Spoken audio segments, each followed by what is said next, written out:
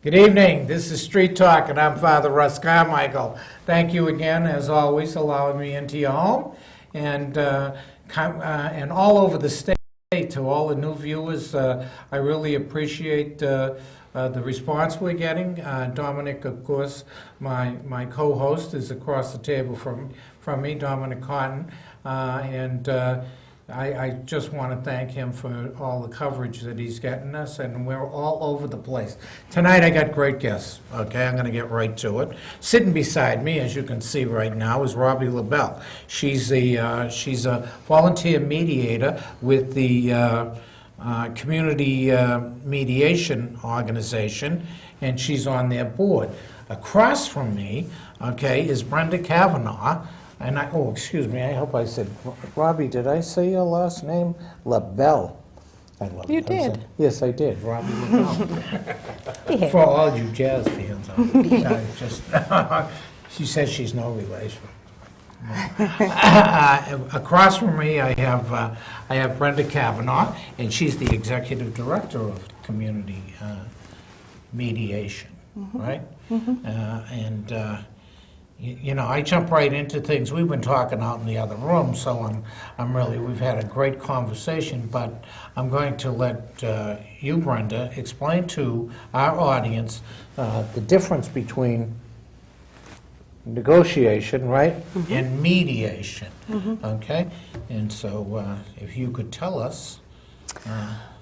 One of the main differences is negotiation is often about what's your best case scenario, what's your worst case scenario, what are you willing to give up to get something. And in mediation, our goal is to get people to a point of a win-win where we look at the underlying needs and they come up with their own solutions. They look at the needs instead of their positions and hopefully find a solution that actually meets both their needs. Presently, you are doing stuff around the state. Maybe you can give us an example of, something you're doing. I'd love to tell you about everything we're doing. I'm probably going to get to everything you're doing, too. Yeah. So, first of all, right here in New London, I was going to. That's why I segued into that. I knew you were in town today, right? Yeah, I was actually. I've been to New London twice today. Oh, okay. So this morning I met with Tony Malika from the Youth Service Bureau because we are doing a pilot program funded by the Tao Foundation to try to assist juvenile review boards, which are agencies that are working with first-time offending youth to try and keep them out of the court system.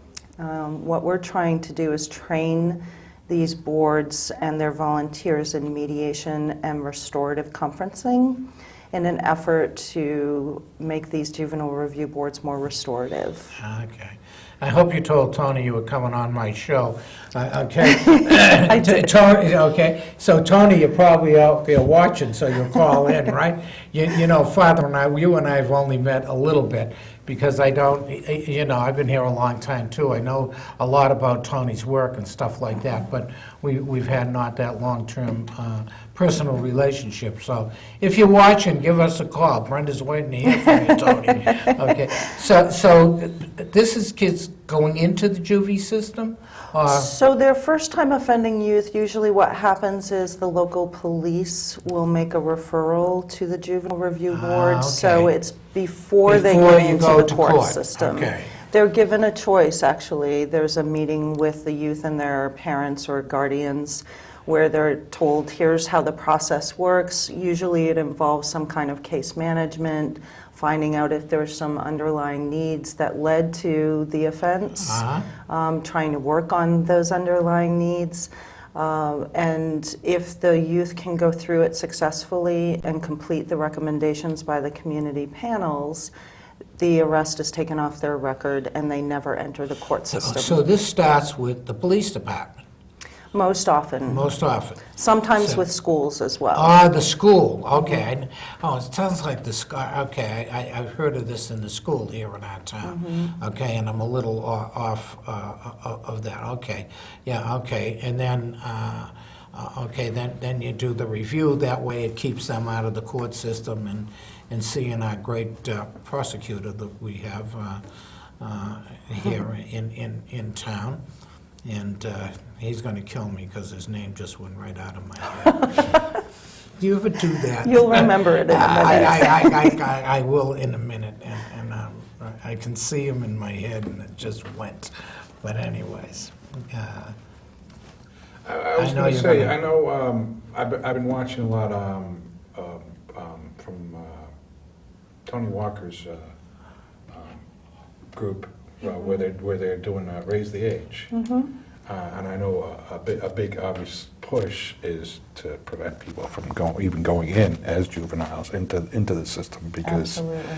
if they go into the system, their outcomes are so much worse than if they are managing to avoid going into the system.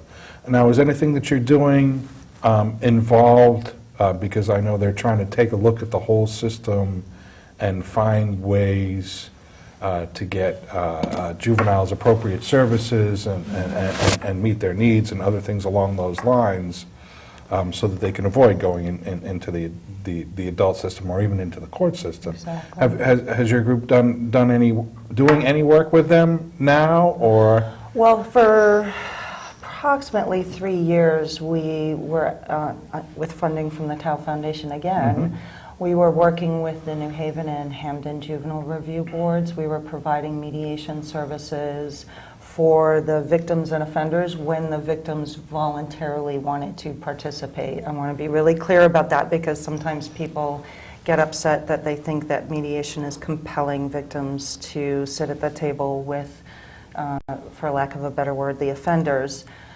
when actually it's a purely voluntary process. And so what we did was get them at the table together to talk, and one of my favorite stories is two neighbors who were living next door to each other. For some reason they had developed grievances with each other, were constantly sniping at each other. One day it blew up where the teenager of one family got into a little bit of a physical altercation with an older man from the other family.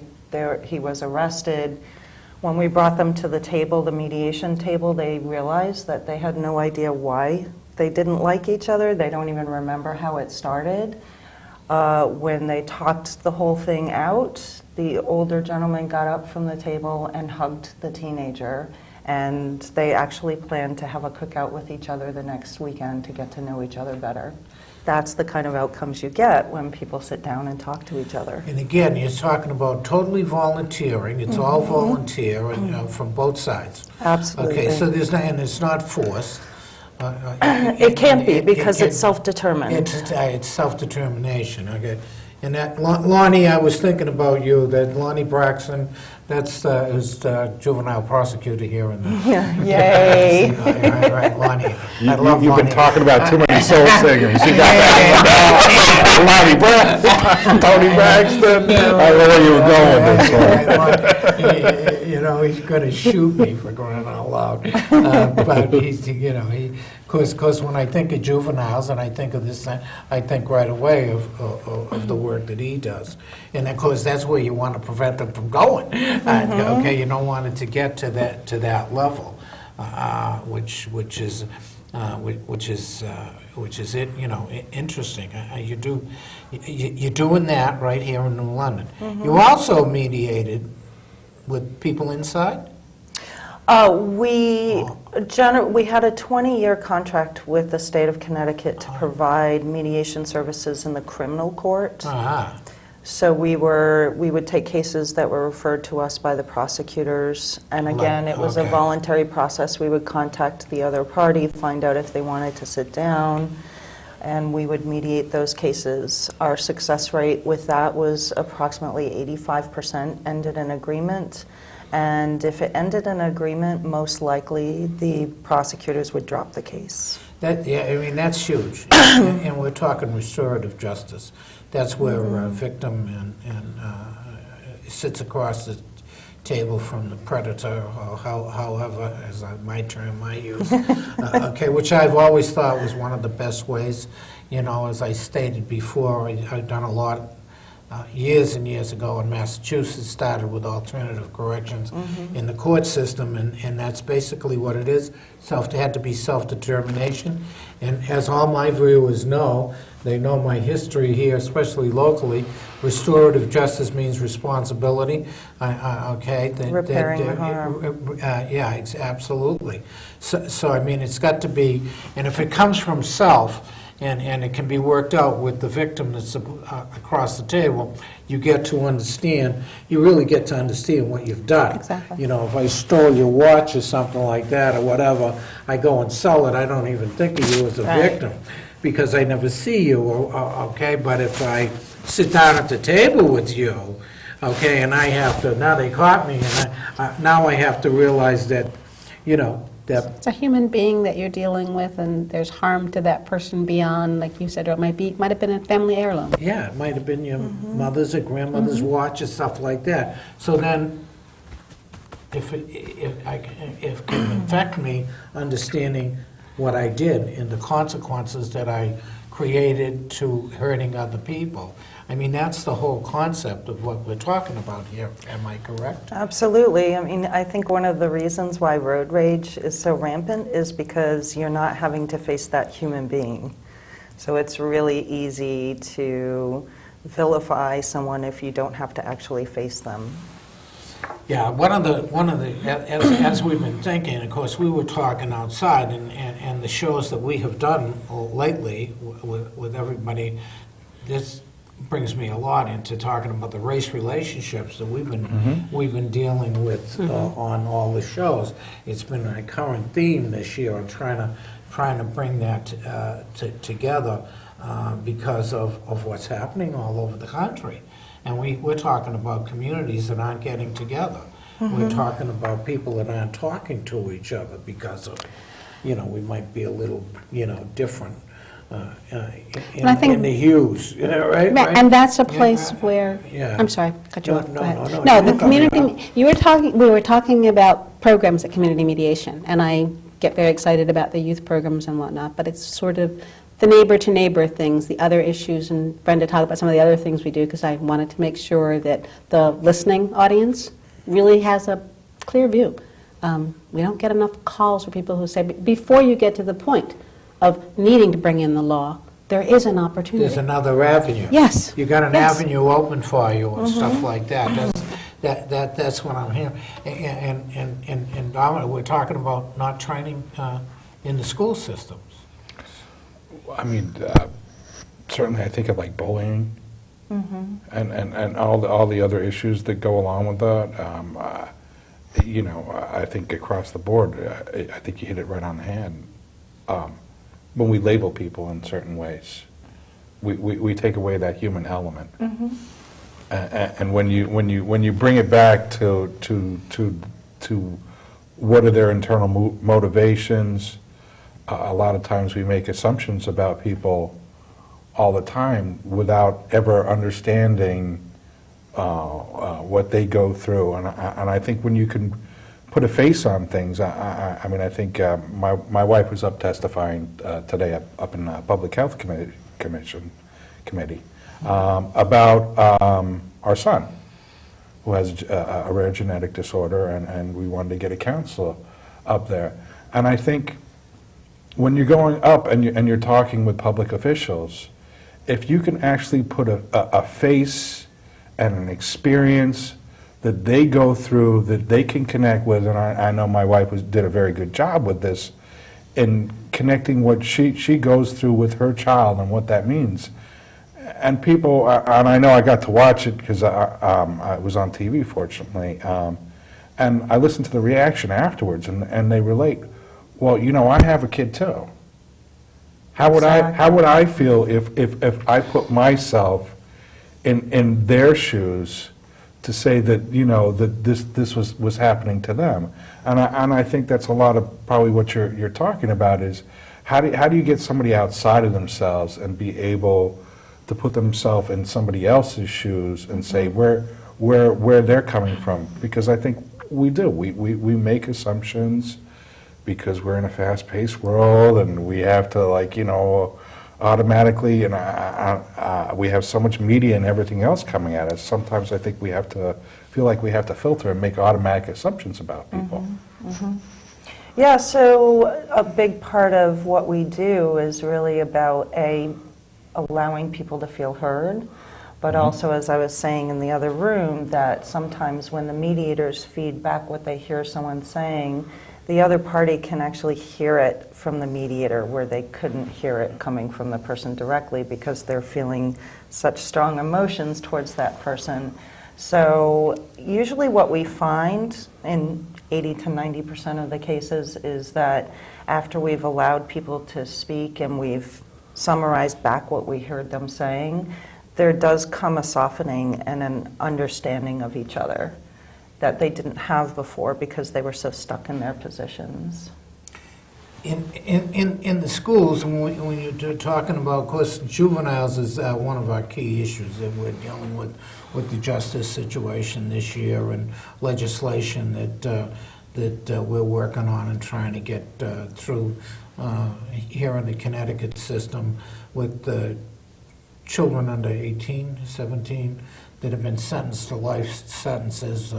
So we have a second look is what we're talking about. But your situation is you're getting these juveniles prior to the court system from schools. You're going into the schools to do that, and how does that work? Well, so we do a lot of different things, and one of the things that we do that's preemptive is going into the schools and teaching peer mediation. So we're teaching the students to stand up as leaders and help their peers to resolve their conflicts. That saves the administrators a lot of headaches, and it also allows those young people to recognize that they have the ability to resolve their conflicts without resorting to violence. Well, I hope that kind of stuff works because I don't like police walking up and down the schoolrooms. Yeah. Okay, when I was in school, you didn't have. I come from a big school in Newton, and you know we had some tough individuals there and stuff like that, but we didn't have police officers. They didn't have to be in the schools as we have in some of the schools today. So this is the kind of thing that helps? Absolutely. I mean, you know, we're hearing stories across the country about 5-year-olds being arrested for having a bag of Skittles. It's ridiculous. What we really want to do is, instead of handcuffing them and locking them away with other kids who have had the same problems, thereby increasing the criminality, what we should be doing is giving them the tools so that they find alternatives. And I will say that when we were working with the New Haven Juvenile Review Board, generally recidivism rates for juveniles once they've entered the court system is 70%, that they're rearrested. 70% of them are rearrested within 1 to 3 years. What we found was if they went through the juvenile review process, only 20% of them were rearrested. And if they went through the juvenile review process and mediation, that number dropped to 3%. That's a huge saving to the community. It's amazing. It's an amazing saving. A long-term follow-up. Do you have long-term follow-up within the programs? Or do you follow people for any length of time? Well, so with the Juvenile Review Board, that was a 12-month follow-up. 12 months? Okay. With individuals who call us, so one of the services that we provide is mediation for anybody. So anybody who is out there listening, you can call us. Our fees are based upon income.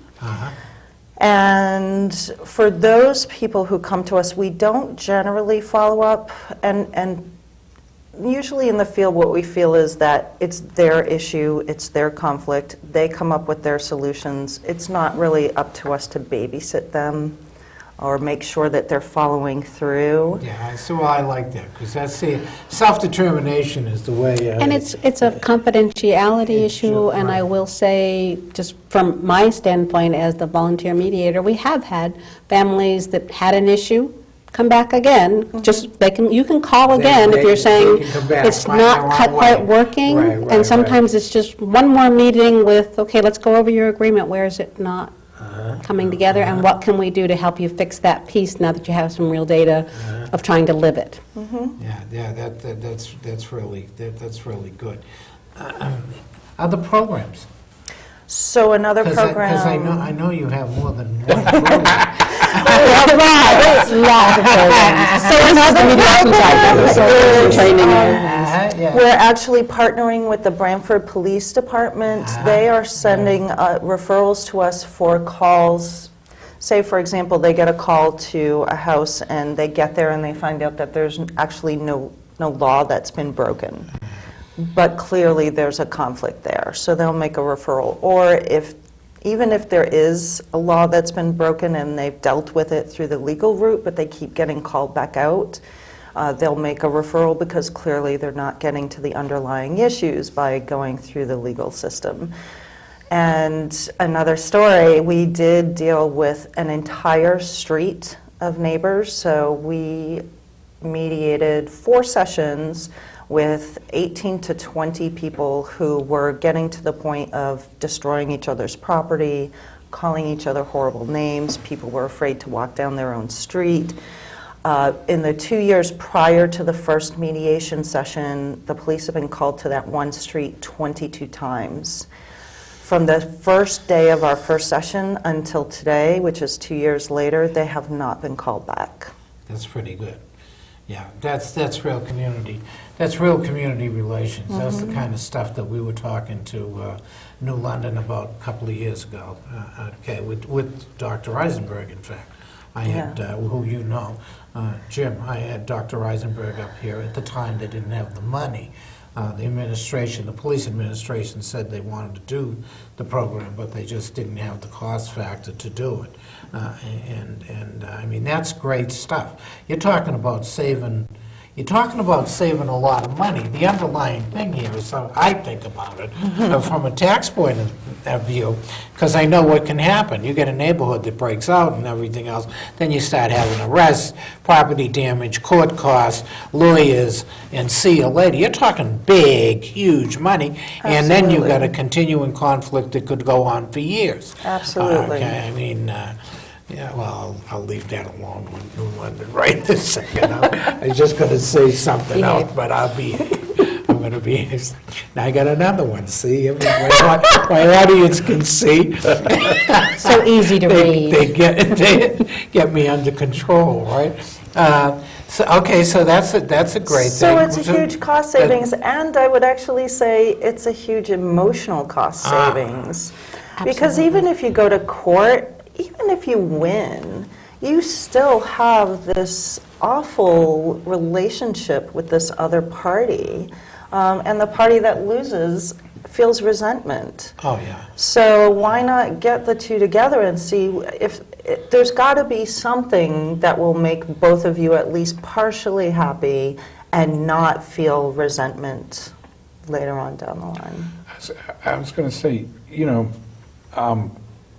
for all the savings that this can create, obviously, and I know we're talking about a lot of second chance society that we want to become. How come I haven't heard more of this before? I guess what is the disconnect, or the lack of ability to connect to make people move in this direction, or Well, so I think that there's several factors involved. I think first of all, this is a movement that started in the early 70s. There were 3 people centers in 72, 73 that said we want to take back our conflicts from the court system and get them back into the community because we believe the community can resolve its own conflicts. From those 3, we have grown to now approximately 250 community mediation centers across the country, but it is still relatively new. It's certainly not new. I mean, Native Americans have been using this restorative approach to justice for centuries. However, it's new to modern society and in the United States in terms of our culture. So I think part of it is that it's a fairly new concept. There's also the fact that in Connecticut, Connecticut is woefully behind other states in its promotion of mediation. And what they are promoting, they are doing in the court system is not necessarily what we consider mediation. We consider what's going on in the court system that they call mediation kind of a forced negotiated settlement rather than a self-determined process taking as long as the parties need to take to come to that resolution. Yeah, I totally agree with that. Obviously, having worked with the courts for 50 years or so, actually starting in Massachusetts, good thing you said that. But I know, of course, that's how because the reason I know about restorative justice is it come out of the natives community, okay? And being with the American Friends Service Committee, I was one of the ones that started their justice program way back when. That's how old I am, God forbid. Because we had natives there, and they used in the service committee in Cambridge, Mass. At the time, and their argument with me was, what you're doing is negotiate. Because I was one of the first to do, not blowing. Well, I am blowing my own horn. I was one of the first to do court diversions with really. Top crime type of people, rather than send them back for maybe their second or third time to the joint. We do an alternative program to fix them so that they could stay out. But it was a negotiation. It was not, okay, you tried to make it, and of course the natives that were in the service committee at the time, they were working in the reservations up in Maine and stuff like this. They would say, Russ, no, you want to do this, restorative justice. They say, what the hell is that? I say, well, I didn't know what the hell it was. What's restorative? You're going to bring the victims and the perpetrator together. And they actually, and what you're doing right now with the court system is that's not what you're doing. You're negotiating a settlement and an agreement, but that's not quite the same.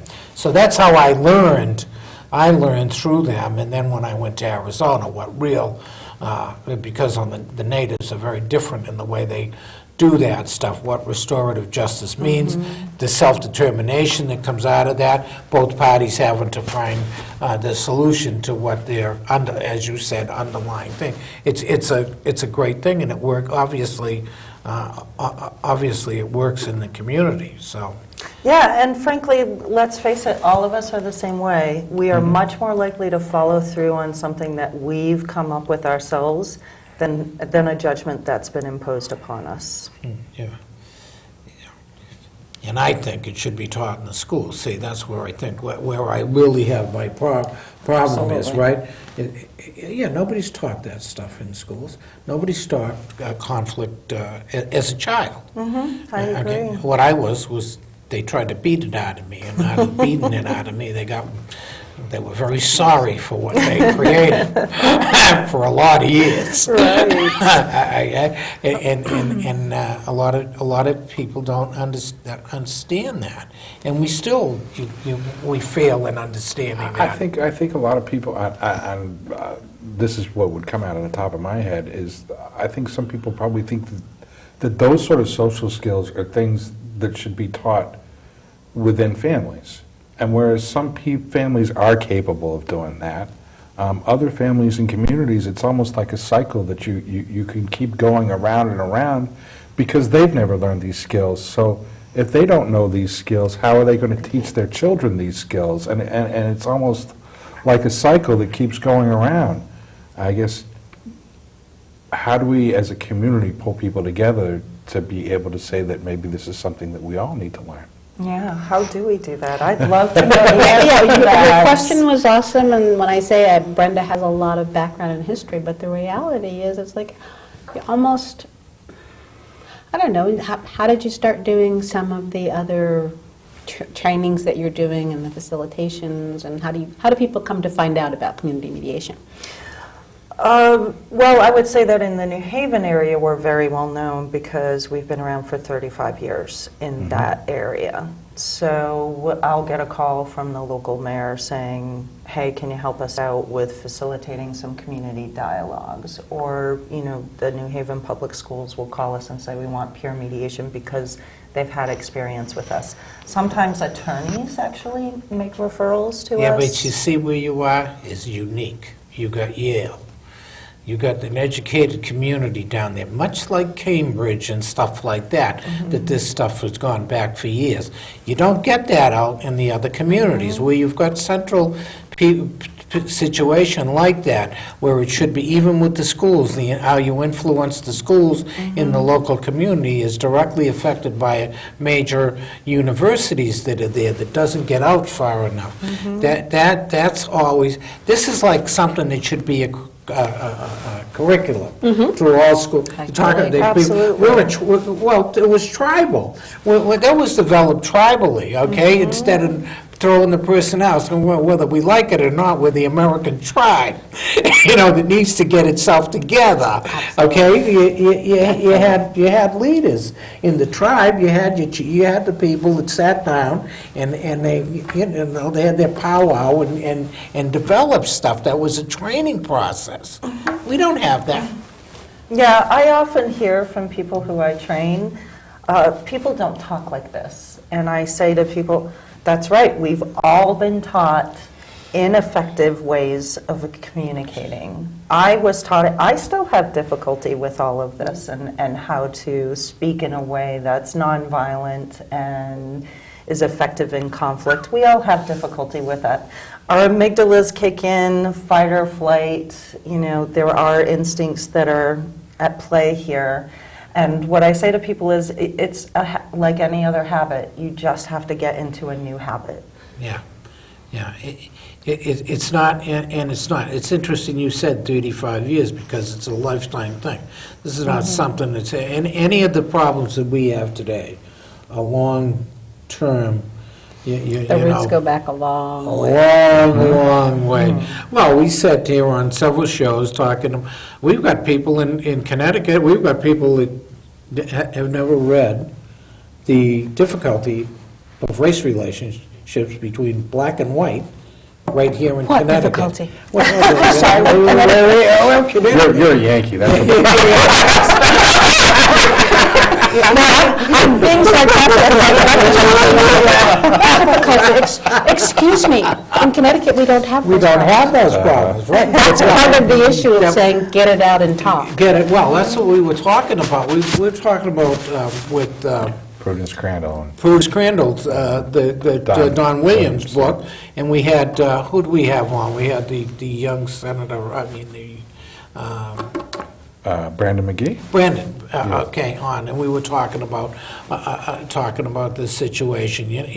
Racism is different in the South than versus the North.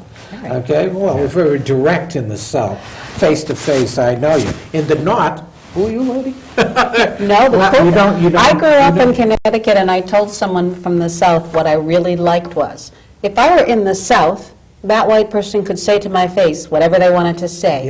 In Connecticut, being polite, they had to swallow it, just feel it inside. And I'm going, good, you swallow that, because you can't say it out loud or you wouldn't be considered a civilized person in Connecticut. Yeah, or they didn't know you because they were removed into a white community that didn't exist, only in certain areas. I grew up in a place where in my high school, I don't think there were 35 black students out of several thousand. And I remember saying to someone, even they knew you because you were one of, it's like you're clearly identified. Right. You stood out a little bit. They would still have to do their other talking somewhere else, because that is the one thing that I will say Connecticut is famous for. You're very proper. You just don't say certain things in public unless you're dealing with... Except for you. Except anyone from Massachusetts, that's what I said.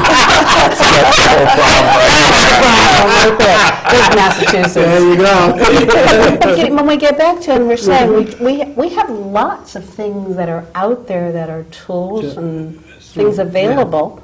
The isolation is all of our systems. When we talk about school systems and everything else, each one is independent, everything is separate, everything is done separately. So working with, I'm not going to name my town, but you're working with some good towns, and then it's like forever just getting somebody to talk to you in the school system in another town to talk about peer mediation. What is that about? When I say, why would you not want your students to be learning a skill that they will carry for the rest of their rest life. of their lives. Capability to interact and approach conflicts in a really successful solution way. So what's going on for all those school districts that we make calls to or we do something and they, too busy. Oh no, we have our own program. And you go, oh really? Just tell me something about it. I'll go away if I think you have a good program too. We're always worried about money. That's the other thing that's on the table. Instead of people, we worry about money, and that drives me crazy. It's always money over people. And of course, I know you have to pay for the reality of But it's stuff. short-term. It's short-term money. It is short-term. Short-term With doesn't do all the other things. With long-term Long-range benefits, absolute, lifelong benefits. It is Absolutely. short-term. And that's what, of course, again, I was fortunate to learn about some of this stuff from, well, and I was actually out in Arizona for a lot of years on the reservation, which was even, it was unbelievable, the way the community handles their problems and their interactions and stuff like that. So to see it from that aspect was totally different. So we've got something close, you know, but it's a very interesting thing. And even into the hardest conflicts, death, okay, on the reservation, where one person maybe had a drunken fight and killed another family member, to be able to see that ability to come together over that tremendous hurt. I mean, I watched a case like that, because I never thought it would work on that kind of level, because you do something to mine. I was of the old school situation, that an eye for an eye and stuff like that, where And then it never ends, then right? it never ends. No, of course not. And I think a lot of people don't recognize that although some victims don't want to face that person, there are a lot of people out there who have suffered at the hands of others who really want the opportunity to sit down and say, this is how you affected me. And they don't get that chance. No. Even if you are able to speak at the court during the whole process, you might be able to stand up and talk to the judge for a minute or two. You don't get to actually sit down and face that person. No, and the thing is, when you're dealing in the courts and the judge system, obviously the victim comes in. It's usually an antagonist against the predator and stuff like that. Okay, so you're seeing them there. They return, as we see a lot of times. Parole person comes up for parole. They're over there because they never really got to be able to. As I said, my associate's 47 years. They've never resolved the conflict. People still angry for whatever happened. No death, there's no body on his crime intent. Where, on the other hand, I watched, in fact, I was in New Haven a year ago, and I can't think of the lady's name, wonderful lady, okay, who she went to the jail system to see the guy that killed her son. And she's got a program that's all over the United States. And it was amazing. It was at the church down there. I can't think of the church in New Haven. I should know it. Gary was there. Okay. And she went, she was the victim. She went and got visitation rights because of restorative justice and dealt with this guy over several years. And when he came out to her house. And instead of having a conflict where you had her son lost, she got another son back in this guy. It was like, holy smoke. I think I remember the one you It talked was about. amazing. Yeah. It was absolutely amazing. And her And so ability. he's a better person, and she feels better. She feels better. Yeah, exactly right. So I mean, she was explaining, and they do stuff, I guess, all over the place. That's what her, and he speaks with her and stuff like that. And so I mean, we have examples of where this and what you're doing, and every these are amazing things. Other programs. So we also provide facilitation services. We actually provided facilitation for the Mental Health Writers Group on the Sandy Hook Commission to help them to guide their discussion along. We've facilitated community dialogues. The most recent was Police Community Dialogues in New Haven, where people from the community had an opportunity to tell the police officers, here's what my interactions have been like, here's how it has made me feel. And then a second round of sessions where they sat down in small groups together and said, okay, what does a safe neighborhood look like, and how can we work, what are some strategies that we can utilize together to create that safe community. And I will say that I heard from a community organizer, Kevin Ewing, that he had to almost force a young man to come to that because he hated police so much.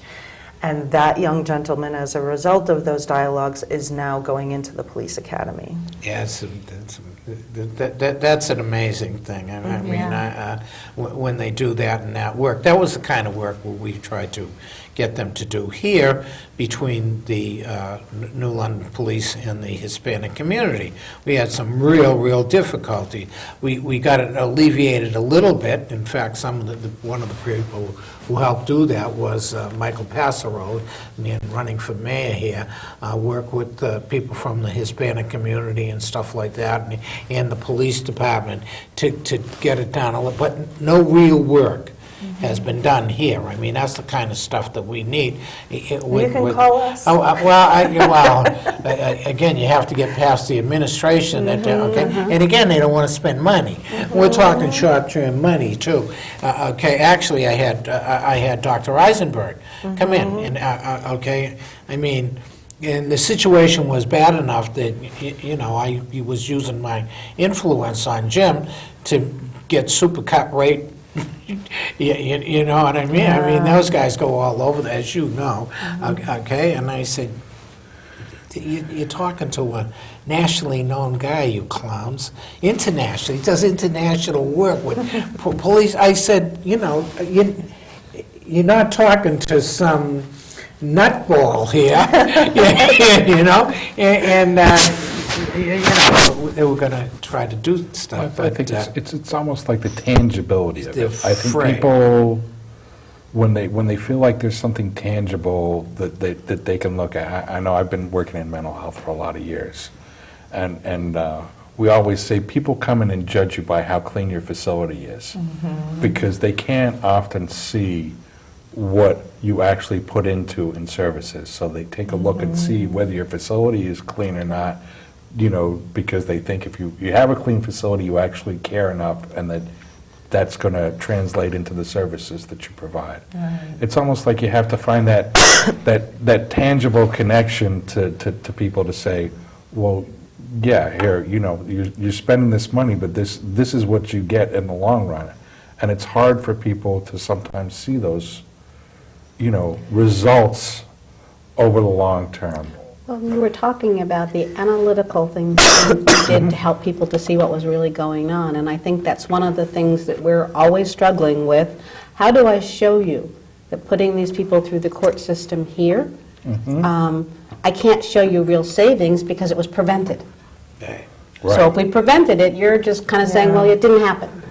And yet we know if you don't do some of these things, what the potential costs are year after year after year, and how do we get people to start recognizing that the tax rates and state budgets and whatnot could be better off if you take a little piece of money out here as opposed to paying down the road after the fact. Exactly, and you do certain things. Had the same thing. We used to have a person, a Grandpa Joe, years ago when I first did the homeless situation.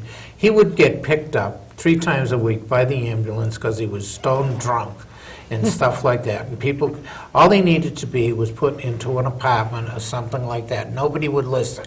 We tried to tell them how you solve the homelessness problem here. Nobody would listen.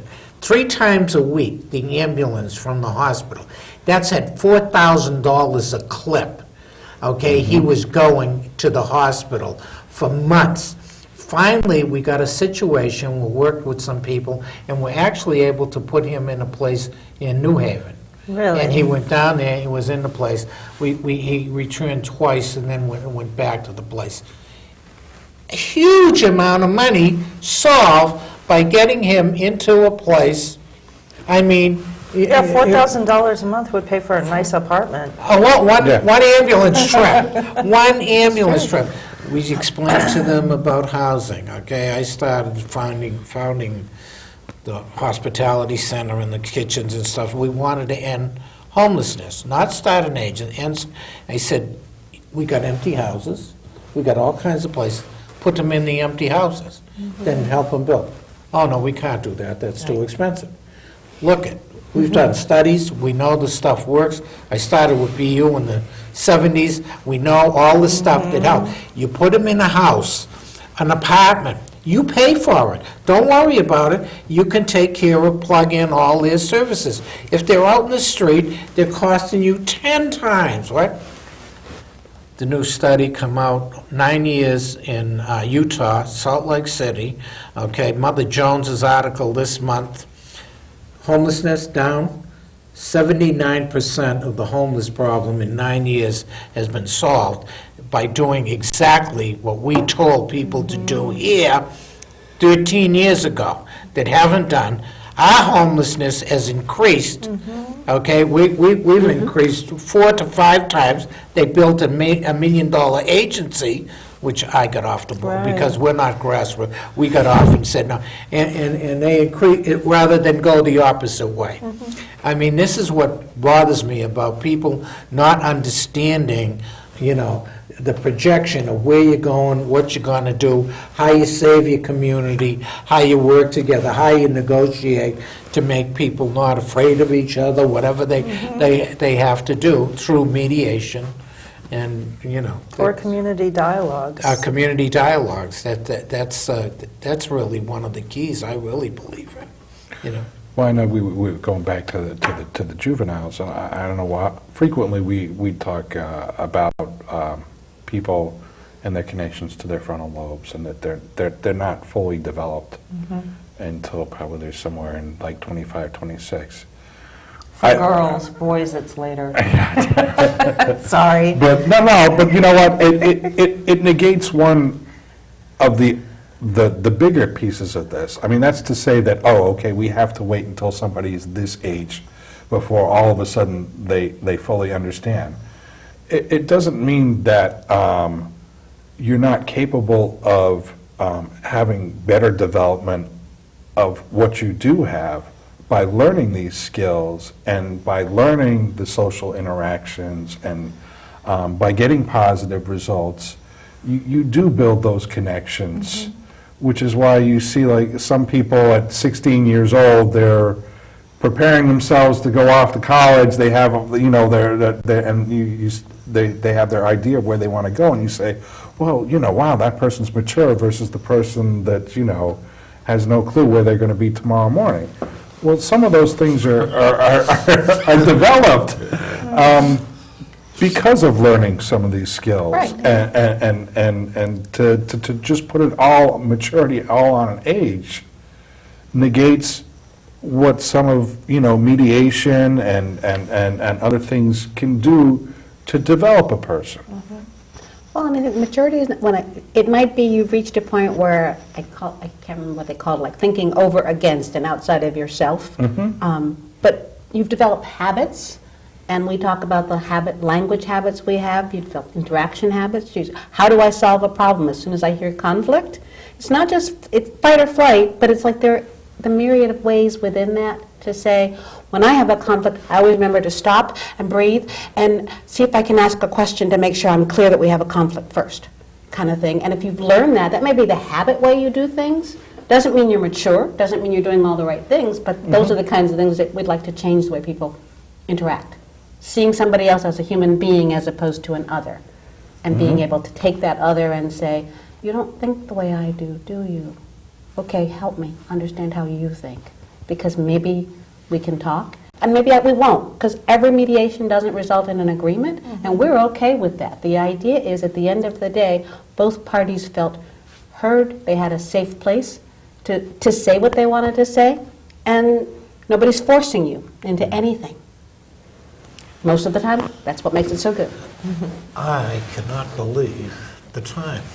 I just got started. It's usually the way it works here. And usually the way it works, it's unbelievable. You know, we've got to do this again. I'd love to. I mean, we've got to really do this again. I've really said something. You know, my audience is. We've had some great shows about talking about community stuff and community relations. This is nitty gritty mediation type of stuff that you really get down to it. And of course, I would love to have you back. And of course, We would love you, Robbi. So speaking for Brenda, we don't do that either. It's like, I would love to come back. I'll let Brenda speak for herself. Self-determination is the basis of everything we're trying to practice. There you go. You can make your own choice. Okay. I also know it's true, but I'm practicing. That's good. I'm glad. And Dominic and Glenn, right? And to my audience out there, God bless you. You know I need all the prayers I can get to keep me out of trouble. Okay, I do want to say hello to Senator Maynard. He's doing pretty good, my understanding. I haven't seen Andy yet, but my understanding's pretty good. What do we have? Who do we have next week?